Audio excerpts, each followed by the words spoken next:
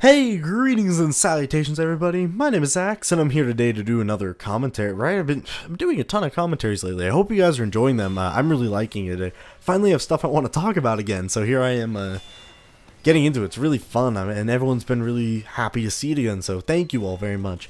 But get into it a little bit ago. I was reading an article called 13 Things Mentally Strong People Don't Do, and I'll link the article. It's not that it's a life hacks article, and it's not that I was like browsing life hacks or anything, just I was on Facebook or something and somebody linked it, and I'm like, okay, I'll just look at this. And the more and more I read into it, the more just utter BS I saw piling up and offense it's less of that it was a personal offense and more of that I saw things in it that you just know, it's like, no, this, to portray this in a public eye as what mental strength is just completely ridiculous, because I'm looking at it and I'm like, this is not at all what it is. It's not mental strength. And the perception I got from it after reading it was that the author, whoever it was, it really, if this is what they truly believed, it felt like they did not ever deal with a problem in their life. They have never dealt with a serious problem or anything. They've never had to have grief or cope or learn how to do. I'm reading this thinking, you're not describing a mentally strong person, you're describing somebody who is emotionless, somebody who is a robot, somebody who does not have emotions and feelings and grieving periods, and you're describing something that is impossible to portray as a human and not even good to portray as a human. And generally I can keep emotions under wraps, it's an article online, what does it matter? But it got me thinking of what really defines mental strength, and how I think many people are incredibly mentally strong that we view as people who don't have things. The thing I've talked about this before, that mental strength is, I think, mental and emotional pain is a far greater battle than physical, because everyone sees physical pain. You deal with physical pain and it goes away.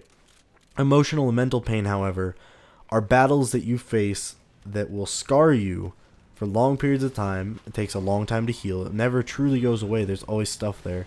And nobody sees that battle. Nobody sees emotional battles or mental battles, because it's all in our head. And how could we even begin to express those feelings to one another? Well, thinking here and reading this, what I found, I just did not like the article. That's fine. That is what it is. Hooray for you for whatever reasoning you have behind it. But I'm reading it thinking that mental strength, in my opinion, is to be able to endure and keep your heart and mind open after it's been beaten. And that's not an instantaneous thing. Everyone hurts and you're going to go through grieving processes. However, to be able to say, look, life isn't fair and life has a bunch of stuff that happens, I don't have to be happy about, but at least I know that and I can try to move on from there. That's great. That, I think, is strength. To be able to say, I am who I am and I'm going to stay to who I am in the face of all diversity and pain and whatnot. But we all are human, and so that can always stray from the path a bit. But that's what strength, and the strength to come back to things and say, I can do this again. Or, I'm reading this saying things how, they just don't care. If it's out of their control, why should they never complain about it? That's what mentally strong people do.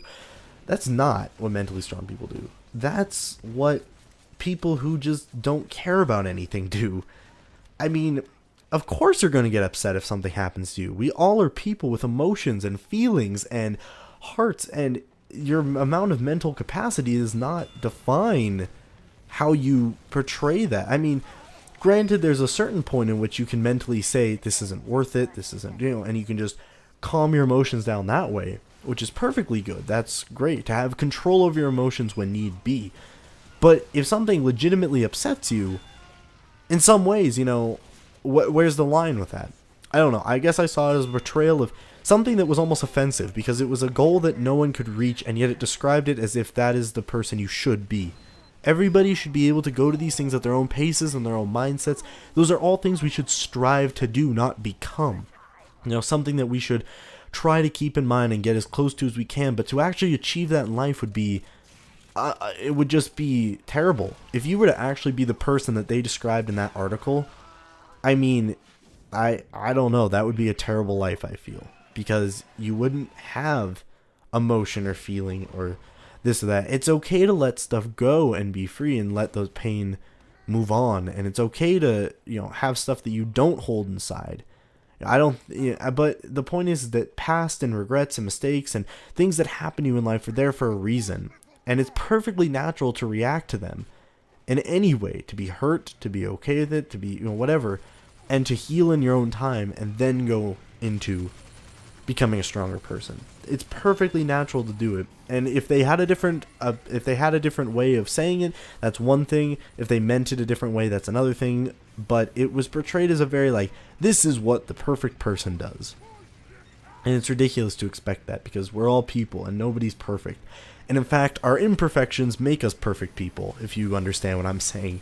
And what I guess I'm trying to say is I felt like this person has never dealt with a problem in their life, because the way they described it did not really deal with a strong process. And I mean a big problem in life. I don't mean even like a, oh, you know, I had a bad week here, like no, I mean, you've had to live in pain till I feel like you truly understand this word. You've have to, one of my favorite lines, I know it's a bit dark, I'm not even sure exactly, you know, it's used in so many cases, but I love the line of just like, you know nothing of hell. Like, when I see people all the time who talk about problems and stuff, and it's a perfectly normal talk about problems, but when they act like that is that is rock bottom, they're like, yeah, I can never, it's like, you know nothing of hell, you know nothing of living in pain every single day and realizing that just your whole world destroyed around you and you build it back up. That's strength. To hit a point of rock bottom, see this world and realize how much of it is just illusion and pointless, and realize that it's the people in this life that matter. It's those around you that matter. It's your impact on this world and how your life it transcends and connects with everybody you meet in this path. There are people you're going to meet for 1 second and people you're going to meet for 100 years, you know, and the point is that those are the people you should be doing. Where is your life taken? What has it done to help those people? How have you made their life better? I feel that kind of life is a way for us to find, I don't know, for each of us to find strength in one another, for us to use our lives to benefit others. And if we all are doing that, all of our lives are better, and in a way we get closer as an entire race. Might be a bit of a pipe dream, you know, it's hard to say, but I really feel like the meaning of life in this world is the people here and those you care about, and using your life to infect and inspire and help as many people as you can. And in doing so, we'd all kind of support one another. So that is my thing.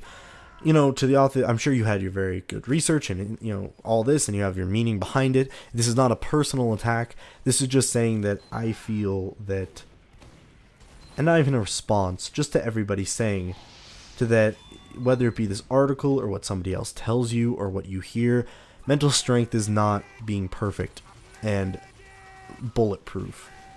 Mental strength and strength in general comes from fortitude and being able to say, I am who I am, and I may have holes in me, and I may have, you know, rips in my heart, and, you know, my trust is gone. You know, I've been broken, but yet I am going to stand here and do my best and put those pieces back together the way I can. And in doing so, I'll move on. And that's all at your own pace. You don't need to move on tomorrow. It might take a while. And it will always be with you. But anyways, I just want to share that with you all day. You are all amazing people. I'm sure many of you have faced many trials in your life. And in doing so, congratulations. You know, to think that there's a perfect way to live, or that is kind of ridiculous. But I digress. And anyways, I want to thank you all for this today. I just want to tell you all that you are all mentally strong people in your own fields. Your battle may not be somebody else's battle, and your accomplishments may not be the same as others, but they are just as significant. So anyways, thank you all for joining me. I hope you enjoyed the video. Hope you enjoyed the commentary. Thank you so much for the support this channel has been getting, and me, you know, because the channel is me, you know what I mean? Like, the channel are my videos, but it's me as a commentator, but it's not just me who makes up the channel, I guess I'm trying to say. because all of you are this channel and you all support it, and so we're all one big community. So thank you all very much, and I just want to say, hey, yep, have a wonderful day, and I'll see you all later. Gonna go grab some dinner. Bye bye. And something that I tend to ask everybody, just as a common knowledge, you don't even think about it, it's not even, it just becomes second nature after a while, is that, how are you doing? How's your day? What's up? And the funny thing is